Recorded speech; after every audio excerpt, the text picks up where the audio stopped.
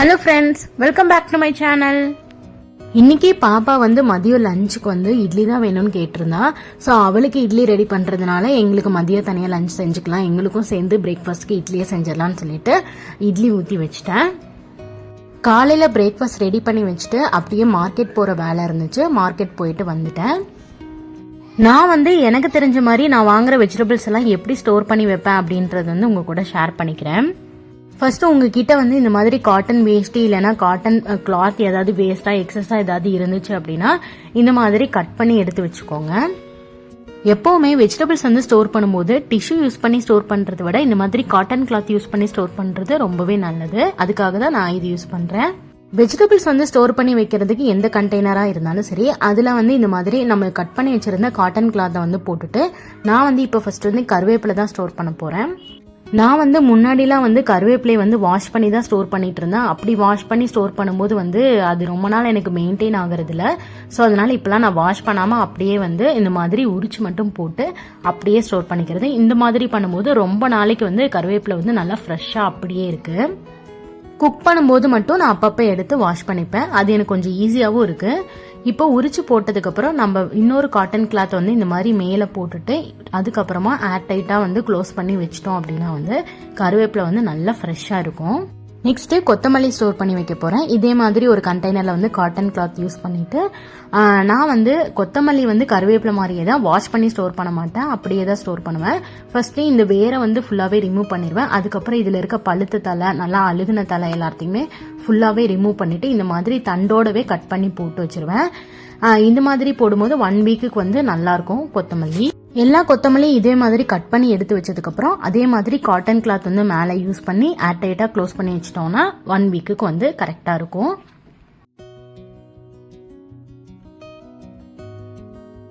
Next புதினா store பண்ணும்போது இதே ப்ராசஸ் தான். ஒரு கண்டெய்னர்ல காட்டன் கிளாத் யூஸ் பண்ணிட்டு புதினாவில் இருக்க பழுத்த தலை அழுகுன தலை எல்லாத்தையுமே ரிமூவ் பண்ணிடுவேன். அதே மாதிரி புதினா நான் ஸ்டோர் பண்ணும்போது ஃபுல்லாவே எல்லா தலை மட்டும் ரிமூவ் பண்ண மாட்டேன், கொஞ்சம் தண்டோடவும் சேர்த்துப்பேன். பிரியாணிலாம் செய்யும்போது தண்டோட இருக்க புதினா இலை சேர்த்தோம் அப்படின்னா டேஸ்ட் நல்லா இருக்கும். அதுக்காக தான் இந்த மாதிரி தண்டோட பறிச்சு வச்சுட்டோம் அப்படின்னா பிரியாணி செய்யும்போது ஈஸியா எடுத்து போட்டுக்கலாம். பட் சட்னிலாம் செய்யும்போது தண்டோட இருக்கிற இலை சேர்க்க மாட்டேன், வெறும் இலை மட்டும் தான் சேர்த்துப்பேன். அப்படி தண்டோட சேர்த்தோம் அப்படின்னா அரைக்கும் போது நார் நாரா வர மாதிரி இருக்கும், அதுக்காக தான். நெக்ஸ்ட் பட்டாணியும் இதே மாதிரி ஒரு காட்டன் கிளாத் யூஸ் பண்ணிக்கோங்க. எப்பவும் போல பட்டாணி உரிச்சு போட்டு வச்சுக்கோங்க, உரிக்காம அப்படியே ஸ்டோர் பண்ணாதீங்க. இந்த மாதிரி பட்டாணியில ஒரு சிலதெல்லாம் சொத்தையா இருக்கும், அப்படி இல்லைன்னா ஒரு சிலது புழு வச்சிருக்கோம், அதெல்லாம ரிமூவ் பண்ணிட்டு நல்ல பட்டாணி மட்டும் போட்டு வச்சுக்கோங்க. பட்டாணிலாம் இந்த மாதிரி போட்டு வச்சுட்டோம்னா ரொம்ப நாளைக்கு நல்லா இருக்கும். எனக்கெல்லாம் கிட்டத்தட்ட 1 month கிட்டவே நல்லா இருந்திருக்கு. ஒண்ணுமே ஆகாது, முளப்பு மட்டும்தான் கட்டி வரும் ரொம்ப நாள் வச்சிருந்தோம் அப்படின்னா. மற்றபடி பட்டாணி நல்லா தான் இருந்திருக்கு இது வரைக்கும் எனக்கு. நெக்ஸ்ட் பச்சை மிளகா ஸ்டோர் பண்ண போறேன். இதே மாதிரி தான் ஒரு காட்டன் கிளாத் யூஸ் பண்ணிக்கோங்க. பச்சை மிளகா ஸ்டோர் பண்ணும்போது இந்த மாதிரி காம்பை ரிமூவ் பண்ணிட்டு ஸ்டோர் பண்ணுங்க. மெயினா எப்பவுமே பச்சை மிளகால அந்த எட்ஜில இருந்தா அழுக ஸ்டார்ட் ஆகும். இந்த மாதிரி காம்பை ரிமூவ் பண்ணிட்டு ஸ்டோர் பண்ணிட்டோம் அப்படின்னா ஓரளவுக்கு அழுகாம ஒரு 1 வீக்குக்கு மெயின்டைன் ஆகும். பச்சை மிளகால பாக்டீரியா அதிகமா வர இடம் அப்படின்னா அந்த காம்புல தான். ஸோ அதுக்காக தான் இந்த காம்பை ரிமூவ் பண்ணிட்டு ஸ்டோர் பண்ணோம்னா ஒரு வாரத்துக்கு மேல நல்லா இருக்கும். ஸோ இதே மாதிரி காட்டன் கிளாத் யூஸ் பண்ணி க்ளோஸ் பண்ணி ஏர் டைட்டா நல்லா க்ளோஸ் பண்ணி வச்சிடலாம். நெக்ஸ்ட் முருங்கைக்காய் எப்படி ஸ்டோர் பண்ணி வைப்பேன் அப்படின்னா ஸ்கின்னை பீல் பண்ணிட்டு எப்பவும் போல நம்ம கட் பண்ணி ஸ்டோர் பண்ணி வைப்பேன். இது நான் எப்பவுமே இந்த மாதிரி செய்ய மாட்டேன். நான் நெக்ஸ்ட் டேவே முருங்கைக்காய் செய்ய போறேன் அப்படின்னா வெளியவே வச்சிருவேன். இதுவே ஒரு 2-3 days ஆகும் அப்படின்னா மட்டும்தான் அந்த மாதிரி கட் பண்ணி யூஸ் பண்ணுவேன். இதுவும் ரொம்ப பெரிய முருங்கைக்காய் இல்லைன்னா அப்படியே வச்சிருவேன் கட் பண்ணாம. இது ரொம்ப பெரிய முருங்கைக்காவா இருக்கனால தான் இந்த மாதிரி கட் பண்ணி யூஸ் பண்றேன். முடிஞ்ச அளவுக்கு கட் பண்ணி ஸ்டோர் பண்ணாம அப்படியே ஸ்டோர் பண்றது நல்லது. பட் இந்த மாதிரி கட் பண்ணி ஸ்டோர் பண்ணோம் அப்படின்னா நல்லா இருக்கும் 1 வீக்குக்கு மேல. ஸோ முடிஞ்ச அளவுக்கு வெஜிடபிள்ஸ் எல்லாம் கட் பண்ணி ஸ்டோர் பண்ணாம அப்படியே எப்படி ஸ்டோர் பண்ணலாம் அப்படின்றத தான் நம்ம பார்க்கணும். இது வேற வழியே இல்லை அப்படின்றதுனால மட்டும்தான் நான் இப்படி ஸ்டோர் பண்ணி வைக்கிறேன்.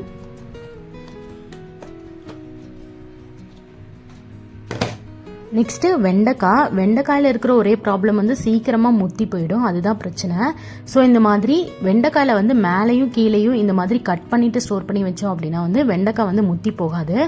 ஆனால் அத்தை வந்து எனக்கு சொல்லியிருக்காங்க, வெண்டைக்காய் வந்து எப்போவுமே ஃப்ரிட்ஜில் ஸ்டோர் பண்ணாமல் வெளியில் ஸ்டோர் பண்ணோம் அப்படின்னாலே வந்து முத்தி போகாமல் இருக்கும் அப்படின்னு. பட் ஆனால் அது வெளியில் வச்சோம் அப்படின்னா காஞ்சி போன மாதிரி ஆயிடுது. அது எனக்கு அவ்வளோவா பிடிக்கிறது இல்லை அப்படின்றதுனால நான் இந்த மாதிரி ஃப்ரிட்ஜில் வந்து ஸ்டோர் பண்ணி வைக்கிறேன்.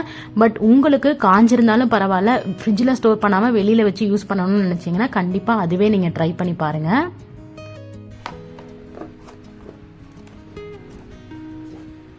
காலிஃப்ளவர்லாம் வந்து வாங்கிட்டு வந்ததுமே மேக்ஸிமம் 1 டேக்குள்ளே யூஸ் பண்ணிக்கிறது ரொம்பவே நல்லது. ரொம்ப நாளைக்கு வச்சு அதை வந்து யூஸ் பண்ணுறது வந்து எனக்கு ஒன்றும் அது பெருசாக வந்து நல்லதுன்னு தோணலை. ஸோ காலிஃப்ளவரில் இருக்க இந்த ஸ்டெம்ஸை மட்டும் ரிமூவ் பண்ணிவிட்டு அப்படியே ஒரு கிளாத் பேக்கில் போட்டு ஸ்டோர் பண்ணி வச்சுப்பேன். இது வந்து முடிஞ்ச அளவுக்கு 1 டேக்குள்ளே யூஸ் பண்ணிக்கிறது நல்லது. ஏன்னா இதில் புழுலாம் இருக்கும் அப்படின்றதுனால மற்ற வெஜிடபிள்ஸ்க்கு வந்து போகிறதுக்கு வாய்ப்பு இருக்குது அப்படின்றதுனால நான் மேக்ஸிமம் 1 டேக்குள்ளவே வந்து காலிஃப்ளவர் வந்து யூஸ் பண்ணிடுவேன். நெக்ஸ்ட்டு பீன்ஸ்லாம் வந்து வாஷ் பண்ணாமல் அப்படியே தான் ஸ்டோர் பண்ணுவேன். குக் பண்ணும்போது மட்டும் வாஷ் பண்ணி யூஸ் பண்ணிப்பேன். இந்த மாதிரி எட்ஜஸ் வந்து கட் பண்ணிட்டு ஸ்டோர் பண்ணோம் அப்படின்னா 1 வீக்குக்கு மேலே நல்லாயிருக்கும். ஒரு 1 வீக்குள்ளே யூஸ் பண்ணிடுவீங்க அப்படின்னா எட்ஜஸ்லாம் கட் பண்ணணும்னு அவசியம் இல்லை, அப்படியே வந்து ஸ்டோர் பண்ணி வச்சுக்கலாம். நான் வந்து இந்த மாதிரி நார்மல் கிளாத் பேக்கில் தான் வந்து கேரட் பீன்ஸ் ரெண்டையுமே ஸ்டோர் பண்ணி வைப்பேன்.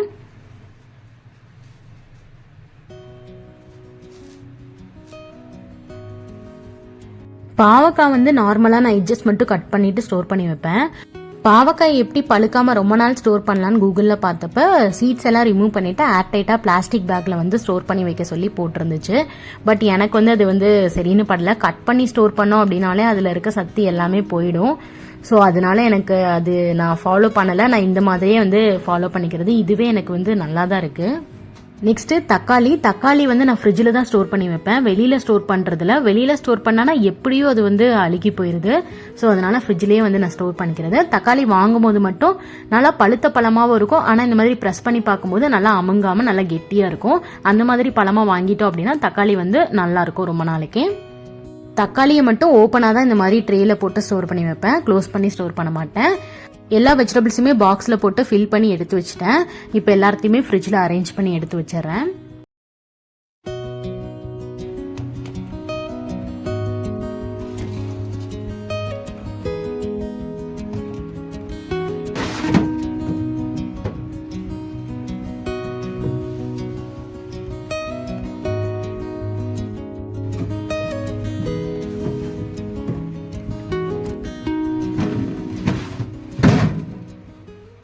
பேபிகார்ன் வந்து ஆல்ரெடி கடையில் வாங்கிட்டு வரும்போது இந்த மாதிரி பிளாஸ்டிக் ரேப் போட்டு பண்ணி வச்சிருக்கனால நான் அது தனியாக எடுத்து ஸ்டோர் பண்ணுறதில்ல.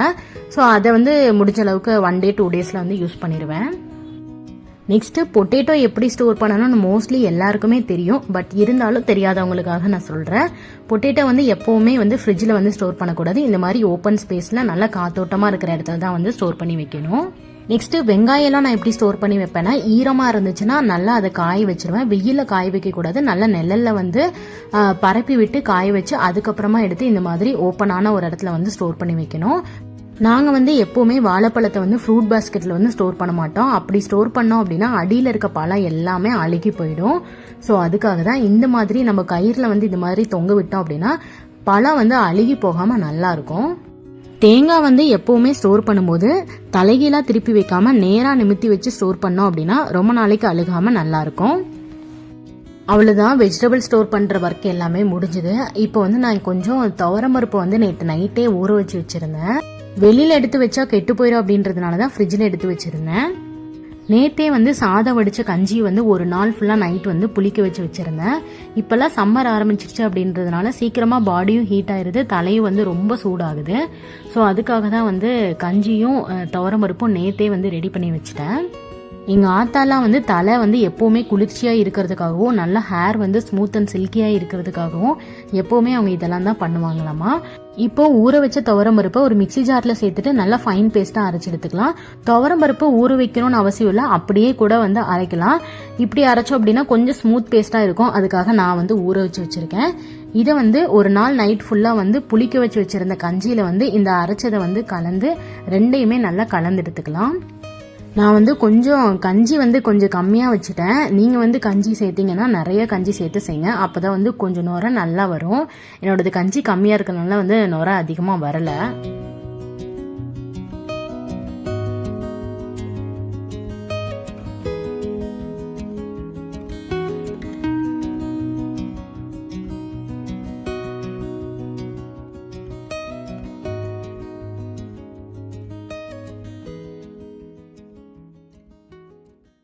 அவ்வளோதான், ஹேர் வாஷ் பண்ணிட்டு வந்துட்டேன்.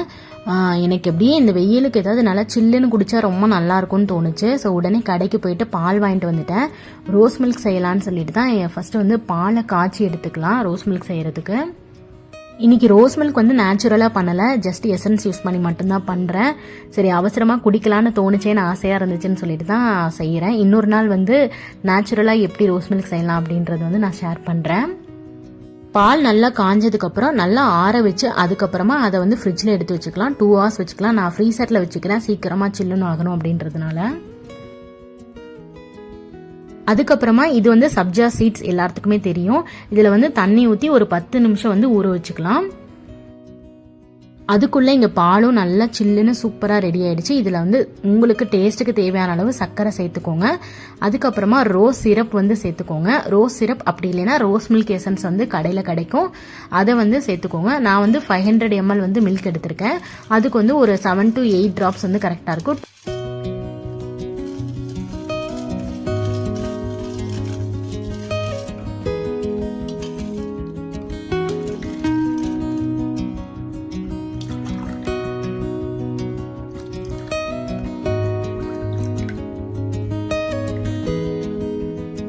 சப்ஜா சீட்ஸும் வந்து நல்லா ஊறிடுச்சு. இது ரோஸ் மில்கில் கலந்துக்கலாம். அப்படியே இந்த மதிய நேரத்துக்கு சில்லுன்னு ரோஸ் மில்க் குடிக்கவே ரொம்ப நல்லாயிருக்கும். நான் அப்படியே குடிக்க போகிறேன்.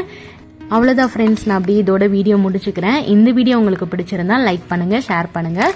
இதே மாதிரி என்னோட குக்கிங் அண்ட் லைஃப் ஸ்டைல் பற்றி நீங்கள் டெய்லி தெரிஞ்சுக்கணுன்னா அதுக்கு என்னோட சேனலை மறக்காமல் சப்ஸ்கிரைப் பண்ணுங்கள். பாய் ஃப்ரெண்ட்ஸ், நெக்ஸ்ட் vlogல பார்க்கலாம்.